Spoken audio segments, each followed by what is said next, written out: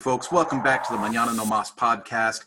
Today, it's an exciting day for me because it's a brother in the John Maxwell organization. As you guys know, if you've listened before, I'm a big fan of John Maxwell. I'm part of the John Maxwell team, and our guest today is also a John Maxwell team member. If you would, folks, give Lawrence Henderson all your ears, all your attention. And Lawrence, without stealing too much limelight, I want to give you a chance to introduce yourself. Tell us a little bit about yourself, how you came up, what you're doing, and just fill us in, man. Kurt, I appreciate you letting me join you today. I'm excited to be on to share with folks around my niche in my world. And so I'm Lawrence Henderson, as he said, from the great state of Ohio. And my IO.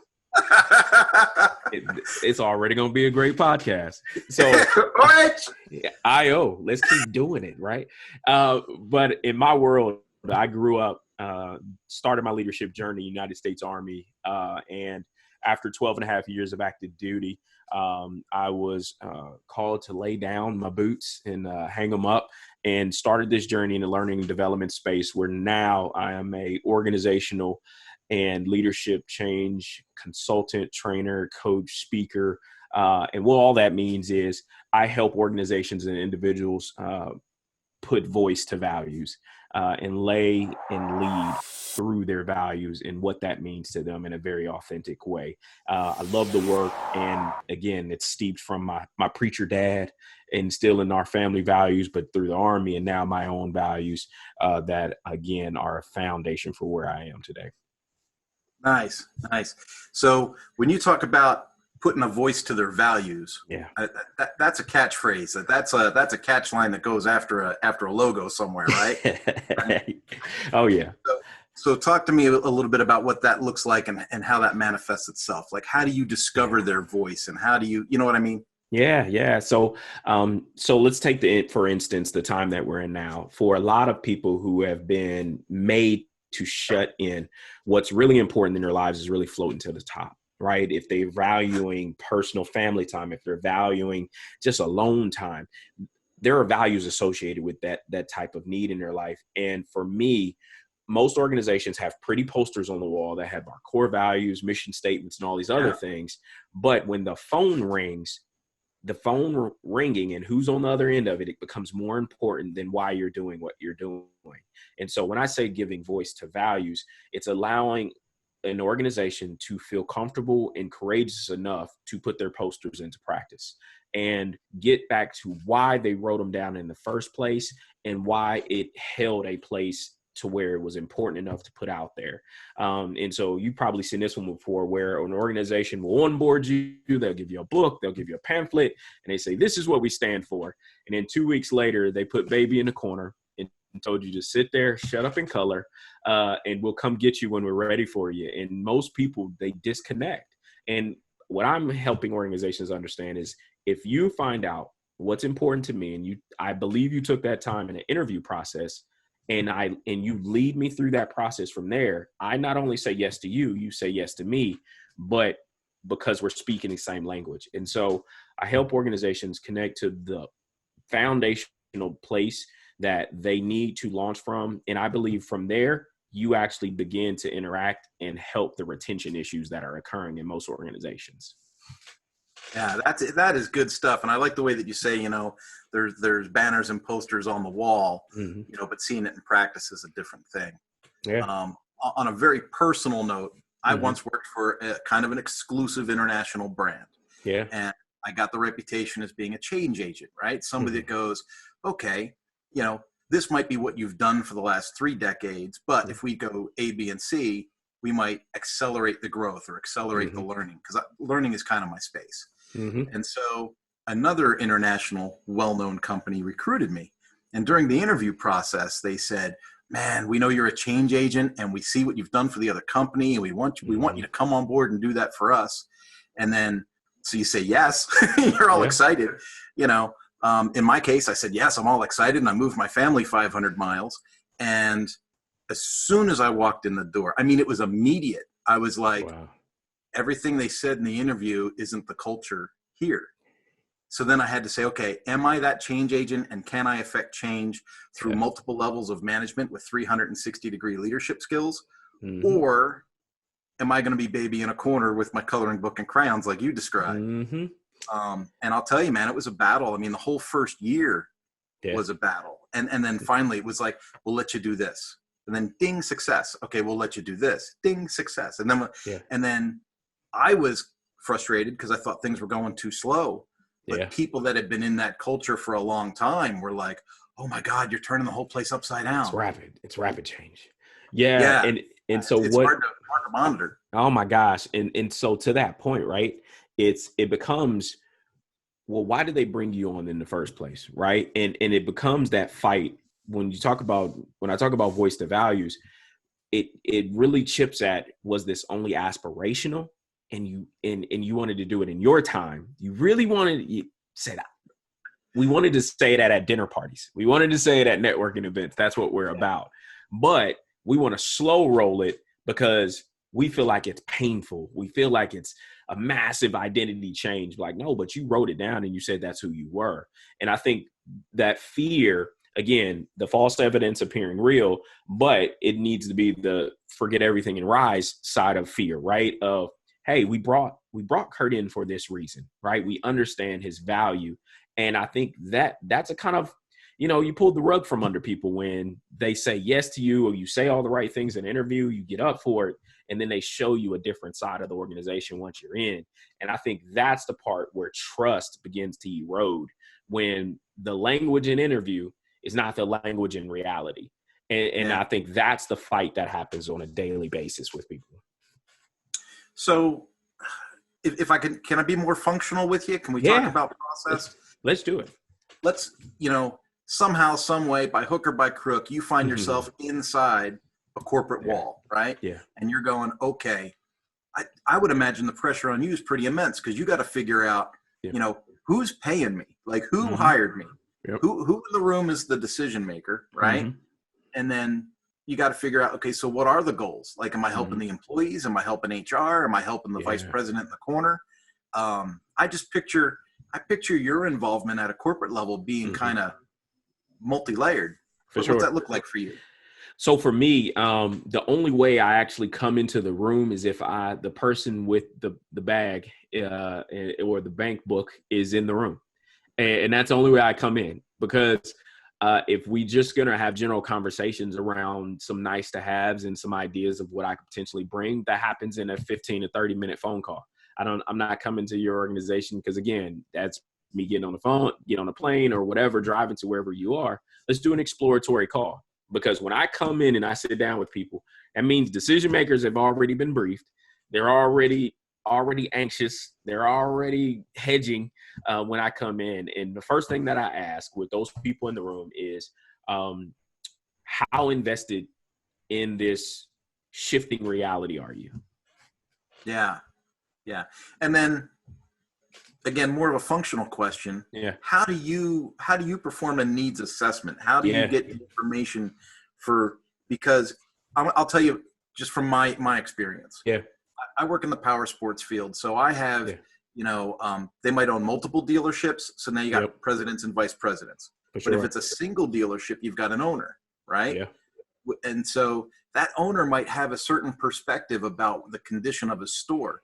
For sure. But then once I get inside the building, I go, whoa, his interpretation of the condition of his store is incorrect, because these people down here they're not at this level yet. Yeah. And so it goes to that point, right? And the functional parts of it is, first finding out what's already been done, right? So the last thing any good consultant or anybody wants to do is rework. And so once you find out who's been there before you, whether it was another John Maxwell person, so you can follow up and this is just enhancement on what somebody laid down for you, or if they have never had anybody like me or you in the building. And so what's the appetite for this type of content? Have you introduced this type of content yourself? And how has it been rolled out to employees? And I recall reading a book, The Gifts of Imperfection by Brene Brown. And she talks about, she did a speaking engagement at a school. Well, the principal and the PTA president didn't let her know that they told everybody in the room that they had to be there and that she was going to get them straight. Well, they didn't relay that to her. And so she walked into a hostile environment, right? And so for me, I need to know if I'm going to walk into a hostile environment. Why do people believe I'm here, right? And because, again, the last thing people want and the last thing you want to be up against are people who are, you're not going to change me, right? That mentality, whether that's the VP, whether that's the CEO, again, whoever called you, you need to help, they need to help you understand what you're walking into. And so if you're talking about from that very functional level, like, what am I walking into? And are people aware of what I'm here to do? Right. And then we go from there. Yeah. And then you got to start putting the whole voice to values thing, right? Yeah. Start chipping away. But that's the easy part, right? Because that's programming. That's pulling out, becoming a person of influence, or, everyone communicates, few connect, right? And beginning to pull out the modalities and the things that will work, and then modular, put them in place to where it's bite-sized, right? It's palatable, because again, you eat an elephant one bite at a time. The last thing you want to do with people who have never been introduced to development work, because that's really what this is. This is not just education. This is not just training. If you're going to take on this journey of rearranging language or anything like that, this is a development sustainability project. And so everyone needs to be on board, and this is not going to happen in a day. This is a marathon, not a sprint type of environment. And so as long as everybody, again, it may be uncomfortable, but I paint myself as a partner and not the person that's going to just get you straight along the way. Because I want to be alongside you. And like leadership is, you pace out a little bit and then you let them catch up. Then you pace out a little bit more and then you let them catch up. And so in that way, again, they know you're in it with them. And I go back to my infantry platoon leader days where I got dirty first. And so I modeled it and then began to let them sit on the right side of it and begin to practice and get their reps themselves. Yeah. Now, with the Army background and what you're doing now, you find that sometimes there's internal conflicts for you mentally, because, in the military, I'm not a military person. So disclaimer up front, right? I didn't go. But my interpretation, what I see in movies and interviews and talking to people is, someone says, so you do. Someone says you do. It's like the line of command thing. Yep. And then you get into a corporate world and you say, this is what we're going to do. And people are like, I really don't know if I want to do that or not. Yeah. It's I would imagine internally you got to regulate yourself. Yeah. And even though, again, that's the movies and everybody else, on the military side, there was a transition and a shift in even the way service was. We got introduced to stress cards, and, that's hard today. So I'm going to take a backseat to that today. So we had to experience a little bit of that shift in culture as well. But there still was a chain of command, and there was directives, there was orders, and unless it was violations of legal, moral, or ethical, all right, you're not questioning what I just told you to do. And I think early on, year one is where I really had to fight that in my head, because in the back of my mind, I was like, we just got instructed to do something, and it's not. And again, that's my barometer: legal, moral, ethical. Like that, literally, if it doesn't violate those three, then why are we saying no, right? And that's my barometer. And so what happened for me is I had to begin to do a lot of self-work, because I was intense, my wife would say. And she was like, you need to power down, buddy. Like, you need to tell Major Henderson, come back. I recall being at church. I was an usher, man.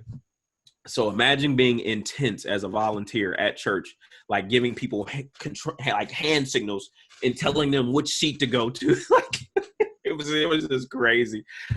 But I powered down, and it was that self-work and that self-leadership work. And I would really say getting into, the Goldman work of emotional intelligence, and really beginning to understand what it means to have self-awareness, to have self-management, and social awareness, and then really build on relationship management, which is really what we're working through now and what we're discussing. And once I started doing that work on myself, and I always tell people, I'm my first client. everything I'm telling you and coaching you about, I tried it on me first, because if it don't work on me, I'm not going to present it to you, because I'm still working through some things with my coach. Right. And so it was a lot of self-leadership work that I began to do on myself because of my experiences.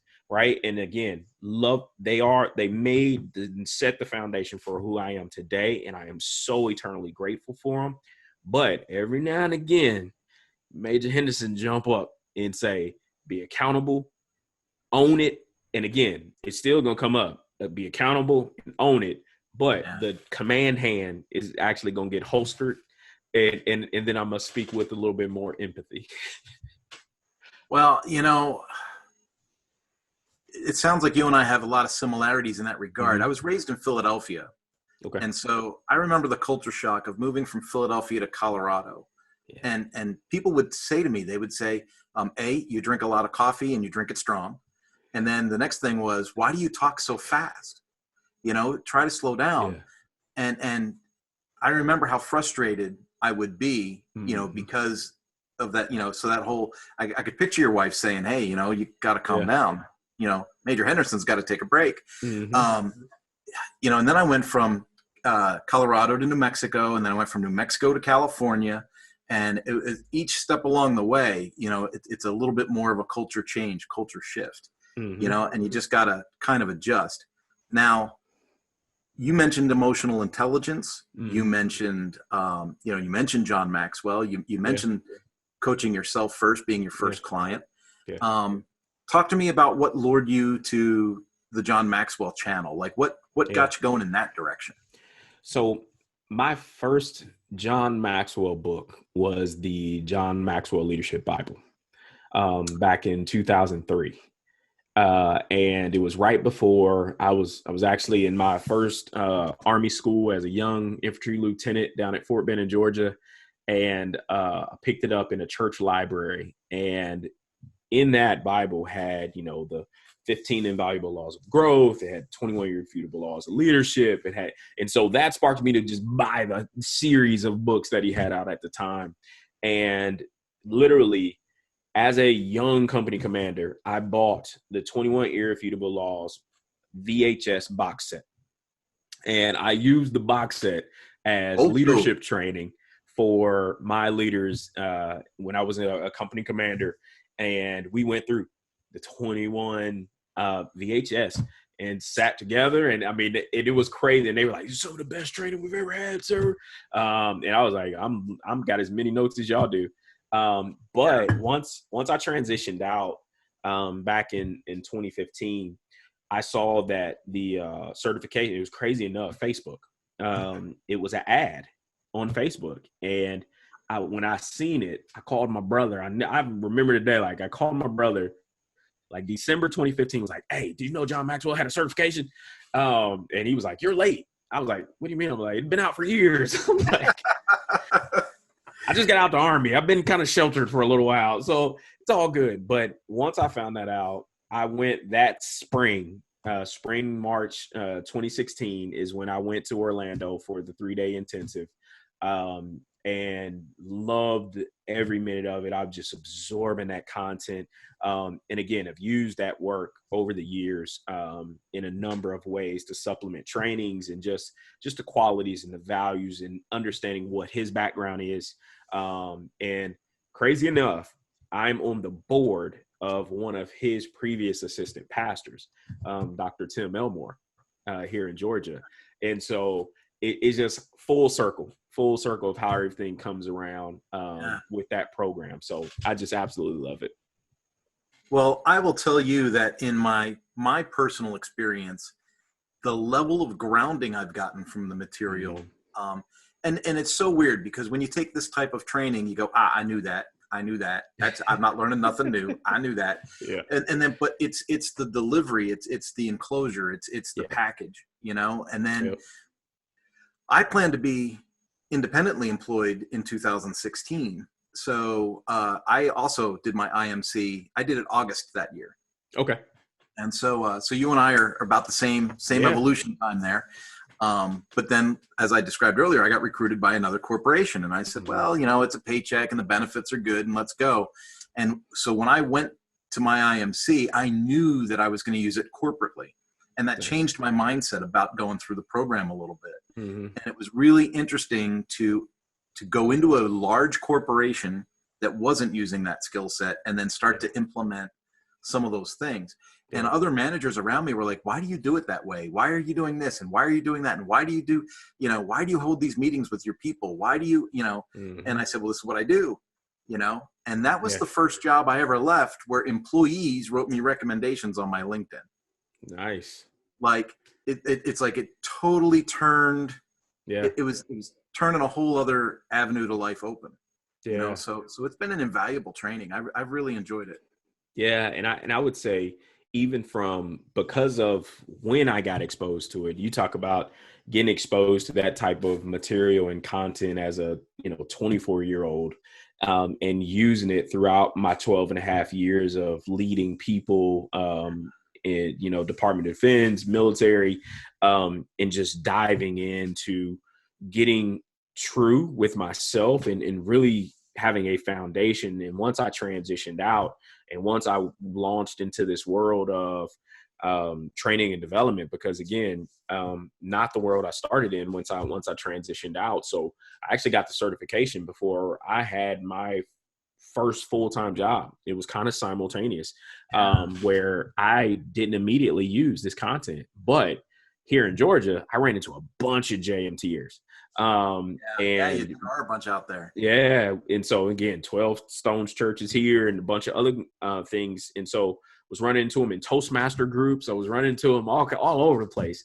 But it helped me get clear on the direction I wanted to be in by being a part of that. And it was like, you know what? I'm not going to waste this. Like, I'm not going to waste this opportunity of connection, of growth.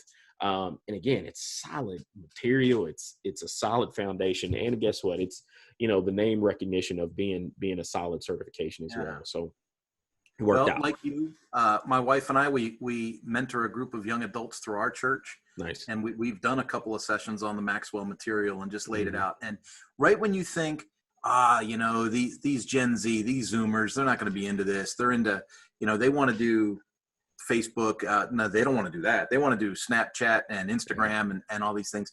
And here's what shocked me, Lawrence. I said, hey, there's 12 chapters in this book. You guys pick 2 or 3 chapters and we'll run through it. I'm certified to teach this. And these kids, because, they're adults, but they're kids, right? Yeah. They said, well, but you're certified in all of it. So why won't you teach us all of it? Why do we have to pick 3 or 4? And I'm like, I didn't think you'd have the attention span to go through a whole book. Right? Dude, they were glued and they started bringing their friends to it. Like, you got to come hear what this guy's talking about, and it was like, wow, this is so us older folks. And I know that you're younger than me, but right. Us older folks, we're looking at these younger generations thinking that our content's not valuable or that they don't want it or that they don't have the patience for it. And they do. If you hit them with something that has value, they'll plug in and stay. And I was amazed. And so now we're continuing to work with this group, and now we're doing a thing on goal setting and, that's awesome. Future casting and stuff like that. So it's kind of fun. Yeah. So listen, no, I was just going to say, I'm looking at the clock. I want to honor your time. You've been gracious enough to join the show. Tell the audience, how does someone look at their own environment and know that Lawrence Henderson is someone they need to call? Like what's your target client? Got it. So the perfect client for me is the client who you've identified that you need some level of support and you don't know if your culture is shifting and you find yourselves working hard and you can't figure out what you've created because you're working hard and you just wanting to get refocused. Those are the people that I want to work with and get clear around what's leading you and what's serving you on a daily basis, whether that's mentally, spiritually, or emotionally.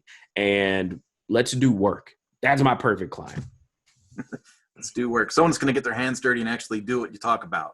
Exactly. Right. The taking action part is hard. That's where the Mañana No Mas name came from. It was, you got to do this today. Like there's no tomorrow. Like this is your business. For sure. You got to take action now. Yeah. And I got angry one day, and a director in a building that I was at said that'd be a good name for a business. There you go. I changed it the next day. Awesome. How can let's say someone's listening to this and they're saying, well, that is us. We do have a culture shift. We do need to get clear. Yeah. How would you prefer people to reach out to you? Yeah, you can reach out to me. I'm on LinkedIn. Lawrence E. Henderson Jr. Is the full government name that I have listed on LinkedIn. But if you find me on Instagram, Facebook, you can find me at Boss Lab, which is BOSSLLAB. Or you can send me a direct email, Lawrence, LAWRENCE at bossconsultingllc.net. Boss Consulting. Bear with me because I do write down some notes sometimes. Got you. Bossconsulting.net. LLC.net. LLC.net. See, that's a good thing I write things down. All right. And Lawrence, man, I just got to tell you, it's, I know that when you say, hey, I'll be on your podcast or I'll spend some time with you or whatever, there's always a thing in the back, right? Like, I sure hope this works. I hope this isn't a waste. And this has not been a waste, man. It's been a pleasure getting to know you a little bit better. And I'll be honest, man, this might be worthy of a version 2 6 months or a year down the road. I'm interested to see where this grows. Before we close out, would you say that the COVID crisis has brought more awareness to your services, or like, how do you see this thing shaping out? Like, we're in the middle of the COVID crisis, right? So for association's sake, we'll let people know that we're recording this right now, 6 or 8 weeks into the COVID crisis, depending on what state you live in. So how do you see this affecting what you do for a living moving forward? I believe this is going to highlight the importance of development for organizations and really getting clear and very granular on what they believe in. Because again, I say in this time, what's important has been floating to the top.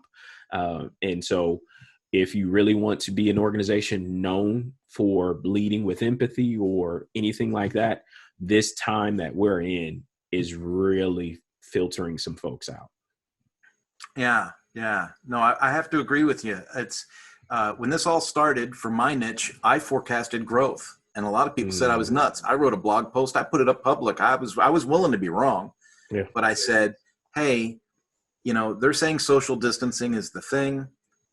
For years, motorcycling wasn't the thing. It came with guilt. Like, if you're a married guy with kids and you buy a motorcycle and you're going to go ride by yourself, that's bad, right? And that's kind of what this whole UTV growth and boating growth has kind of stemmed from. And RVs, families started buying RVs. But then the government came along and said, oh, no, social distancing's a thing, bicycle, motorcycle, whatever. And I said, oh, they just gave, because this never got boring, right? Yeah. Never got boring. Exactly. So I was like, well, now you've given guys permission to go motorcycling again. And I said, we're going to see some growth. And people thought I was nuts. But now, even at the distributor level, even at the bigger companies, you could pick any of them, Suzuki, Ducati, KTM, Triumph, even though they've laid off internally, not all of them, but some of them have laid off internally, expecting reduction in wholesale sales. They've actually seen an increase in wholesale sales, and retail is having some of the best months they've ever had. But what that tells me in relationship to like what you had just said with your business is, what does that look like 3, 6, 9, 12 months from now when these businesses had an increase in retail, but now have to service the product on the back end? Exactly. If they don't prepare their fixed operations or their service staff properly, they won't be able to meet customer expectations. Boom. And from a corporate standpoint, you took a bunch of people, sent them home with a laptop, and expected them to be remote employees using your corporate mission with a light switch. And a lot of these companies, I don't think, were prepared for that kind of culture shift. No, they weren't. And now, like you said, it's going to really filter folks that didn't actually have a talent strategy. And now it's going to, people. And so people are going to say, you didn't develop me during this. Why are you trying to develop me after this? And so what's going to happen is, once things start opening back up, people are going to begin to connect to that value that you talked about with those youth, because that's what this generation is coming up. They're connecting to where they feel seen, heard and valued. Yeah. Well, I might be putting the cart before the horse, and I don't want to put words in your mouth, Lawrence, Yeah. but I think the both of us over the next 3 to 6 months, there might be a gap or a lull getting there. Yep. But I think once that happens and people in charge start to realize, like, oh, crud, we don't have our staff prepared for this. Yep. I think there's going to be an uptick in what you and I do. Definitely.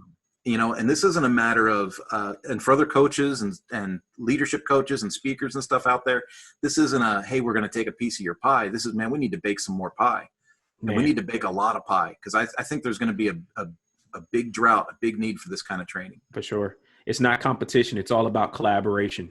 We need each other, because, again, these contracts are going to be huge. The opportunity is going to be huge. And I always tell people, I listen for your capability, because I'm not trying to be the end all be all for everybody. I'm not going to be everybody's cup of tea. And so I need to be connected with a version of tea that client may drink. And so I that way I can call Kurt. That way, when I find some owners of dealerships or whatever it is, guess what? I'm not going to try to walk that dog. I'm going to call Kurt. Like, hey, man, I got some folks for you. I got some folks. Yeah. All right. Well, Lawrence, I got to tell you, man, I'm really impressed with our time. Is there anything that we've missed or anything that you need to cover or say? No, again, thank you for sharing your audience. Thank you for sharing your platform, man. And hey, I can't wait to partner, man. Nice. Well, folks, if you're watching this on the YouTube or on the website, you know where to go. Go underneath the video and you'll see the links to Lawrence. You'll see a picture of him, so you know who to look for, when you're doing the LinkedIn searches. And if you're listening on audio, be sure to check the notes inside Anchor and those channels that get shared with Anchor, because the details to connect with Lawrence will be in the description of that podcast.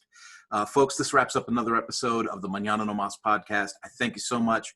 Don't forget to like, share, subscribe, all those social media things that you're supposed to do. You're not doing it. You need to do it. Click those buttons before you hit scroll. All right. I'll talk to you soon. I love y'all. God bless.